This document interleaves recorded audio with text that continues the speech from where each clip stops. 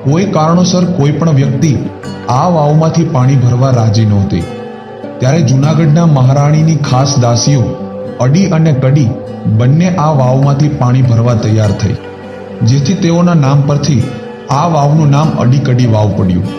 ત્યાં લગાવવામાં આવેલી એક તકતી કદાચ આપણને સંશયમાં મૂકી શકે કે આ વાવનું સાચું નામ અડીચડી વાવ છે કે પછી અડીકડી વાવ, પરંતુ આ અંગે કોઈ સ્પષ્ટ માહિતી પ્રાપ્ત નથી।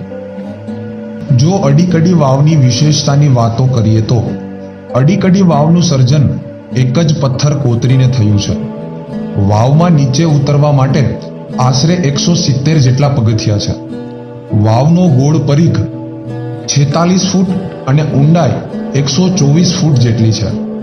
વાવના બાંધકામની સામાન્ય બાબતો જેવી કે કૂટ, મોગ કે ગવાક્ષો આ વાવમાં નથી।